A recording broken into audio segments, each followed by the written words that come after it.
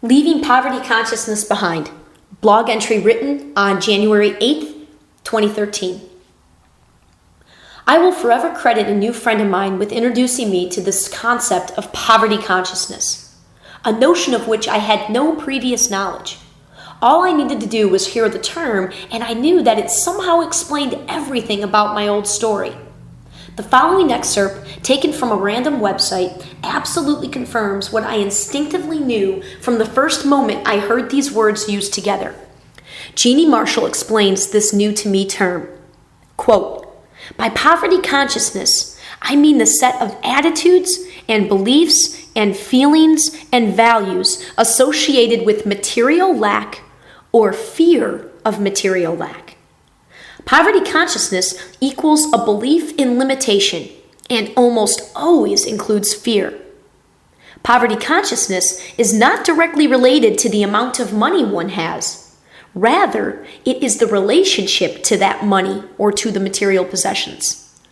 If you worry about not having enough money, you are in poverty consciousness. If you believe there is not enough for everyone in the world, you operate from poverty consciousness. One can live in conditions of poverty without necessarily living in poverty consciousness, which is a state of mind and heart. The amount of money or other material possessions is a matter of fact. One's relationship to that amount is a matter of thoughts and feelings." Unquote. Well, shit. Prior to reading this, I was thinking this belief pattern simply ran strong on both sides of my family, hence my immense burden of it. But our entire world economic system is operating with this as our underlying assumption. No flippin' wonder everything is so crazy out there.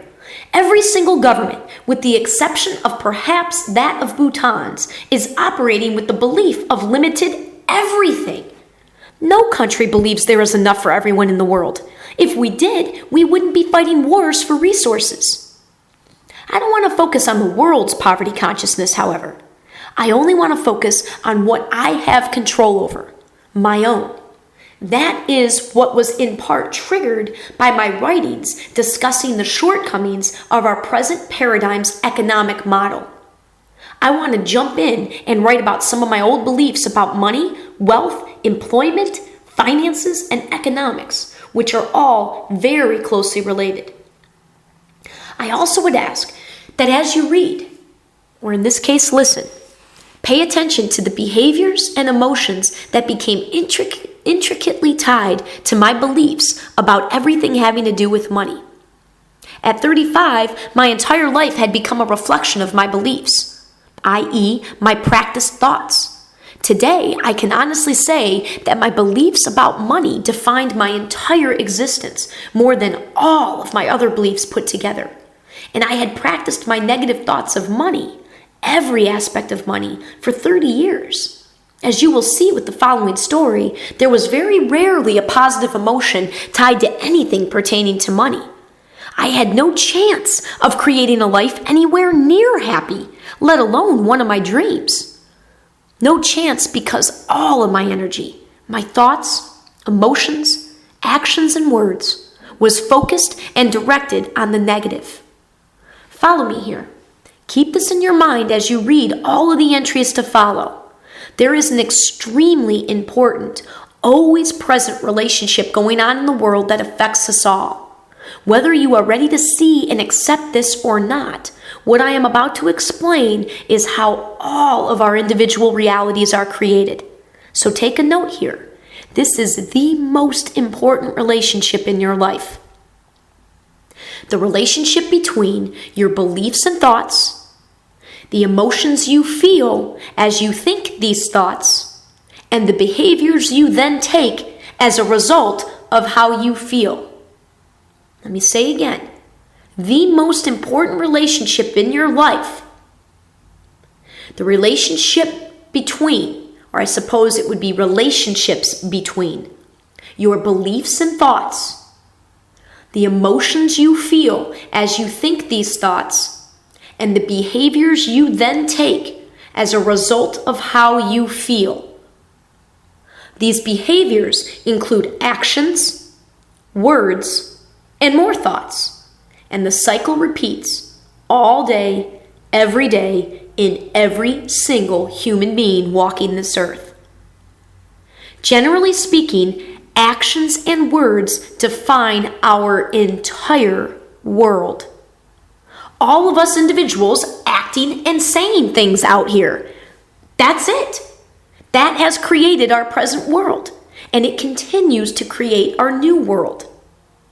Well, I just laid out logically and factually, according to universal laws, how our actions and words can all be traced back to our beliefs and thoughts.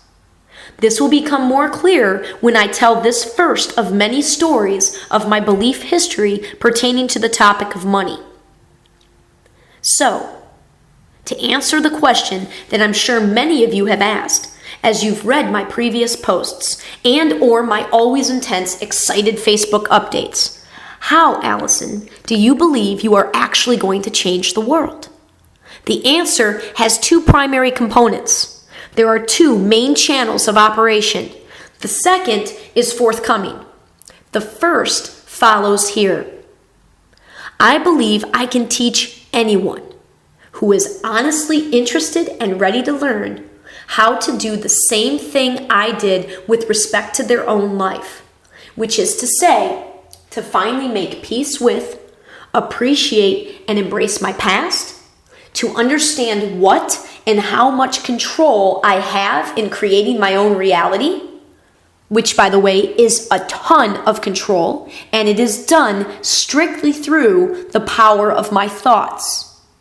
And as such, finally saying the words and taking the actions that result in living the life of my dreams. I am about to begin to live up to my full potential in this life. I believe that is our only responsibility in this world. Not to necessarily ever reach our full potential, for I believe that is an ongoing, beautiful process. However, I do believe that is the aspiration alive and kicking inside each of us. And the further we are from living our potential, the more unhappy we are. In the amazing world of technological advancement in which we live, we have greater opportunities to truly create innovative, amazing new ways in which we can live. We have more tools than ever to reach our potential. We have minds and hearts with desires like mine to make big changes in this world. We have solutions to very big issues facing our world. But for one thing, the systems in which we are living, the ones that we are trying to hang on to for dear life, are stifling us, mostly because we don't see any other options. We've each been born into unique circumstances, into unique bodies, with unique minds, and with unique interests, skills, and desires. There are infinite combinations. Yes, we are similar because we all inhabit a human body. And we share many common life experiences and resulting emotions. But all 7 billion of us have a very special, unique gift to contribute to this world. It is time we create an environment that allows those amazing gifts to be developed, honed, and created. For when we do this, when we live up to our full potential, which is only to say, following our heart's desires in our lives, we are infinitely more powerful to everyone and everything around us. The work that is performed and created from this pursuit is world-changing. There is no doubt about it. That is living in the light, and it is time for us all to shine.